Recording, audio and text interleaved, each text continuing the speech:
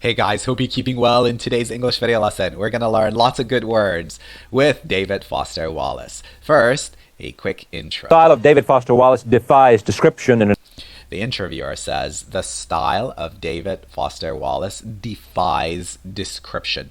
To defy is to refuse to obey. So when he says that it defies description, it means that his style is unique. It is not conventional. It goes against all the different types of writing that are typically practiced. Let's pronounce this word together. Defy. It defies description. An age where the novel is constantly being threatened by the allure of technological advancement. The novel is constantly being threatened by the allure of technological advancement. Allure means charm, attraction, appeal. He put it back on the map with his mammoth work, Infinite Jest. He put it back on the map. Now people are, again, reading a lot because of his mammoth work of art. Mammoth literally is a large elephant that is no longer in existence. That is mammoth as a noun. But figuratively, it means of great importance and significance. Let's pronounce together mammoth, mammoth. When he is not writing novels of extraordinary length, he is out chronicling America for publications like Harper's, Esquire, and Premiere. A supposedly fun thing I'll never do again is a collection of the pieces he has written on everything from the genius of David Lynch to tennis to the horrors of a cruise ship. I am pleased to have him back on this broadcast. Your dad's a professor of philosophy. Yeah. He was a protege of George Will's father, who also taught same school, same department, and considered him as an influence on life. Dad's been at the University of Illinois since the early 60s, and when Dad first came, Fred Will, who's now I think in his 70s, was maybe in his 40s or 50s, and was a guy of major stature. He was a guy of major stature. Stature means position or status. So he was fairly well established. He was well known.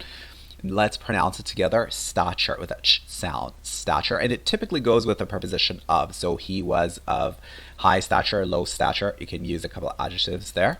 And he was nice to Dad. And I think most junior academics, this is what happens is, you find older people in the department whose intellectual approach is congenial to you and who are nice.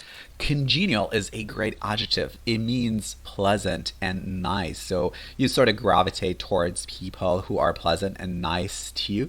Congenial, whose approach is congenial. Congenial. Pay attention to the stress pattern there with stress on the second part, congenial. To you, and you kind of become friends with them. I was a philosophy major in college, but my areas of interest were mathematical logic and semantics and stuff, which my dad thinks is kind of gibberish. So it's very weird. His dad thinks that those areas of interest are nonsensical. This is what gibberish means. Gibberish. In a certain way, I'm following in Dad's footsteps, but I'm also doing the required, thumbing the nose at the father thing. And to thumb your nose at someone is to show disrespect. And this is a very playful way of expressing that idea. To thumb your nose at someone. Pay attention to the way we pronounce the word thumb. So the B in there is silent. We don't say thumb, it's thumb. Thumb your nose. And the preposition there is at. So thumb your nose at someone. The stuff that I was doing was really more math than it was philosophy. And I don't know whether I would have taught. If you're good enough at that, they just kind of put you in a think tank and let you write on yellow paper. There's a thing at Princeton where they hire, if they're supposedly professors, they don't teach any classes. They just sit and devise proofs.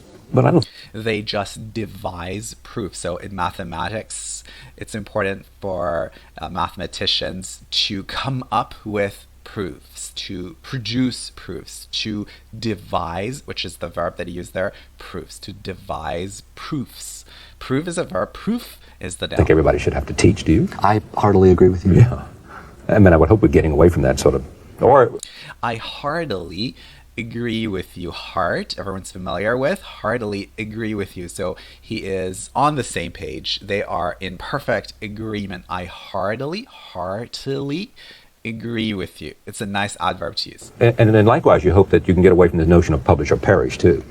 Yeah, oh boy, don't even get me started on teaching. Teaching, you learn an enormous amount. The cliche turns out to be true. The teacher learns a lot more than the students. You do for about 2 or 3 years, and then the curve falls off sharply. And most of the older teachers that I know, except for a very few geniuses, are extremely bored with teaching. and are not very interested in their students, and they're going through the motions, and the students are going through the motions. So he's suggesting that after a few years, teachers tend to get or become jaded. And this is when they lose motivation. They're not interested in their students. They're not learning as much. Well, this is certainly not true about me. There's a weird schizophrenia about higher education because people are hired to teach. And to teach college students who are preparing to enter the field themselves, yet on the other hand, very often they're judged and given or denied tenure based on their own work. Tenure is kind of like a permanent position in academia. Let's pronounce it together: tenure, to secure tenure, to have tenure. And I think administrators believe that the two are compatible. They're really not. They're entirely different. And the more time and energy spent on teaching, which is extraordinarily hard to do well, the less time spent sort of on your own work. I'm in a good position because I was hired. I didn't have much teaching experience. I was hired because, I write a lot and publish stuff, and that's really all I care about. And I hadn't had much teaching experience, and so you learn a lot right at the beginning. But I'm coming up on, this is my 4th year, and I'm already So you've kind of burned out and bottomed out and plateaued. So the interviewer says, you have bottomed out, you have plateaued, right? So your interest has leveled off. Let's pronounce this word together: plateau. The spelling is a little funny, so you should be careful of that word when you spell it, plateau. So he's suggesting that his motivation is flagging. It is leveling off. It is plateauing. So all you students. I think I think I've developed an aesthetic, or I've developed a position, and I find myself saying this year the same thing I said last year, and it's a little bit horrifying. I got very lucky and got a grant, so I can take next year off as an unpaid leave, and I don't really have to confront the decision. And so what will you do with that year? I will, if past experience holds true, I will probably write an hour a day and spend 8 hours a day biting my knuckle and worrying about not writing. Worrying about not writing. Yeah. Not worrying about what to write. Right. Yeah. Worrying about not writing. Concutation. Yeah. Respect means a lot to you. Sort of a sense that I'm taken seriously and respected for my work. You can read this in my face? Yeah. I can read it in terms of what's been written about you and what you've said. Show me somebody who doesn't like to be respected. I guess there's a certain amount of ambivalence about, say, the reception that Infinite Jest got, because Ambivalence is when someone has mixed feelings. So maybe they are pleased on the one hand and a little upset on the other hand. So they have mixed feelings and emotions about a particular situation. And he says that there is a certain amount of ambivalence regarding how his, in my opinion, masterpiece, Infinite Jest, was received. Anyways, this is a fascinating interview. Let me know in the comment section if you liked this lesson and I could create more video lessons with David Foster Wallace. Catch you.